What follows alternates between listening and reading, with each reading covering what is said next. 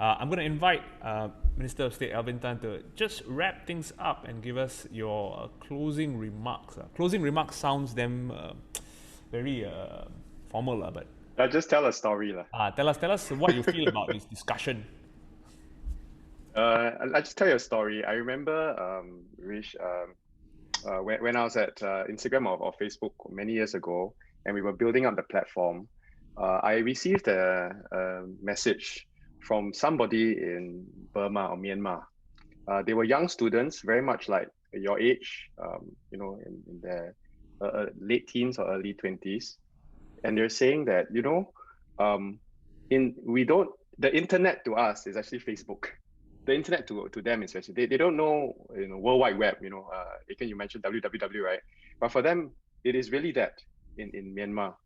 And they were also struggling with this racial and religious conflict. The Buddhists and the Muslims were fighting in the Rakhine state. And the youth were in the middle of it. So they said, and I always see a lot of hate on Facebook. Then Instagram wasn't as popular then. But they always see a lot of hate on Facebook. There was even one incident where there was, there was a villager who was actually in a village. There was a image or video of somebody taking a jerry can, which is a big can, and then pouring onto a fire, and then actually it was them using water to douse the fire, put out the fire. But then the internet was just saying, no, this guy is actually putting oil and fuel into the fire and burning the village.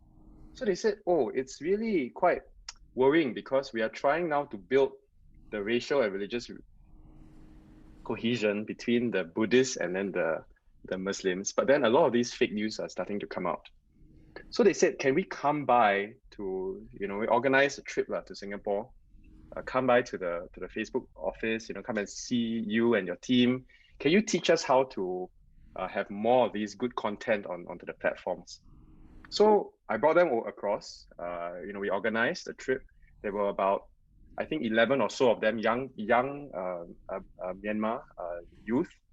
And then we went and we talked about, how to make the platforms a bit better, and then some examples. After that, so that's online.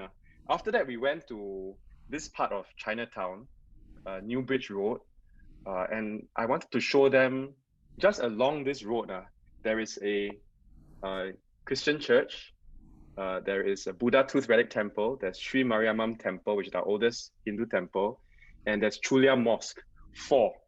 So I brought them in. We took a bus from the Facebook office in Beach Road to this place, and we stopped at first the church, then later the temple. Then later on, we went have those meetings. We went to the next one, which is Sri Mariamman Temple. Then after they had a visit there, and then after they said, okay, they wanted to get up the bus again, and I said, no need to get out the bus. The next stop, which is the mosque, is just next door. And they say, what do you mean just next door? I said, yeah, it's just next door.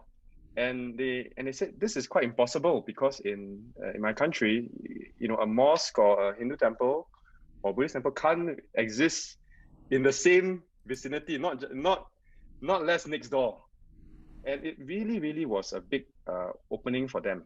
Years later, they still text me and they say, hey, I still remember that time where we visited and we wanted to get out of the bus, but actually the mosque was actually next door. So this is really to Shanti's point, and using the roots analogy, it's, our multiculturalism is our roots, and it's really what Singapore was built upon. I think Mr. Lee Kuan Yew said this is not an Indian nation, not a Malay nation, not a Chinese nation. This is Singapore. And our roots are very critical, but what we do with our roots is critical. So if we plant strong roots and then we have strong trees, whatever the water and the storm comes, our trees will be very, very strongly rooted. But if we plant weeds and everything, then I think also we will grow bad things.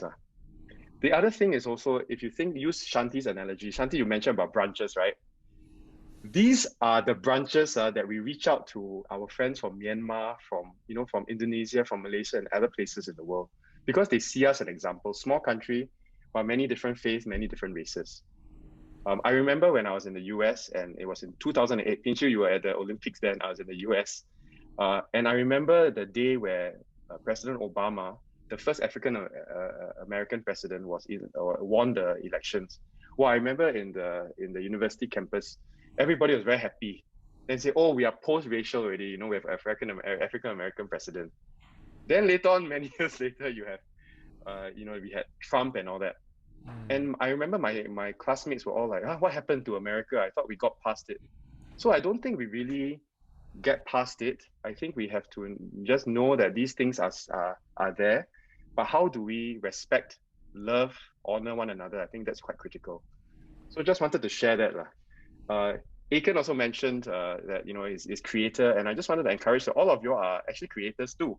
I mean, if for your faith and your religion, you will look up to a creator, but you're also, because of the social media platforms at your disposal, the TikTok or Instagram and others, you are all creators.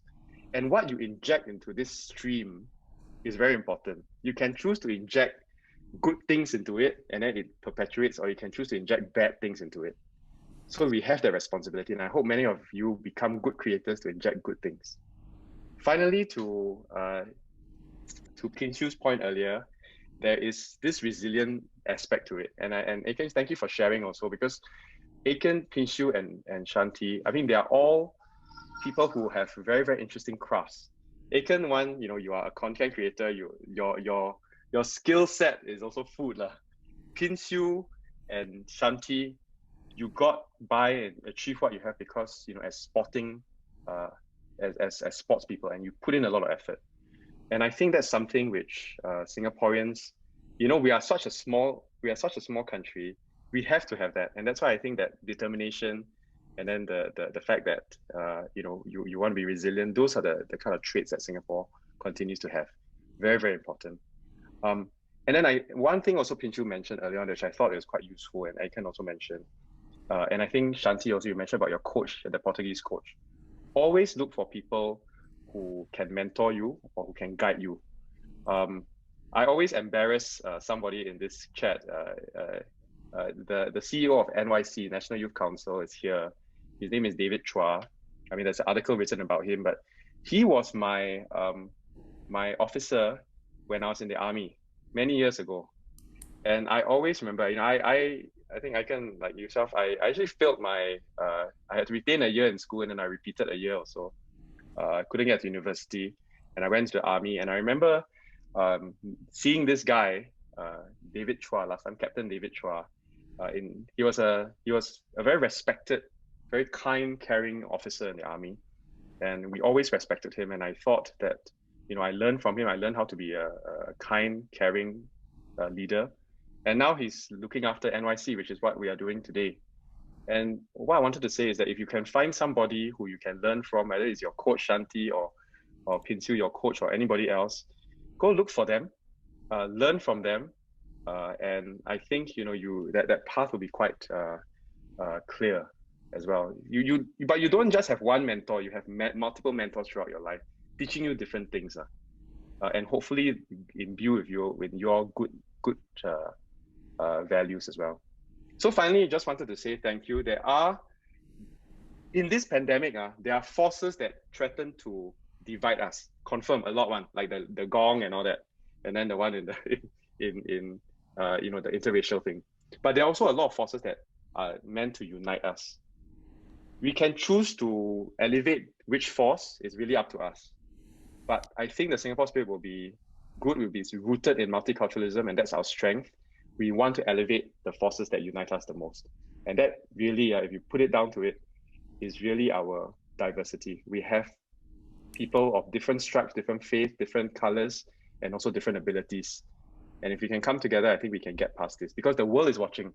The world is watching us. And to Shanti's point, this is the brunch. What do they see on the brunch? Is the brunch empty, void of life, or is it one that's very colorful, full of colors, full of flowers that we can plant, because we are rooted in our multiculturalism?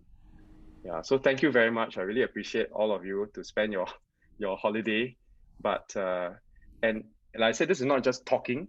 We want to do. So the NYC logo is here. Later on, Rish and others are going to tell you what you can do to get involved So we're not just talking, but then you have good projects that you all have. Come up with it.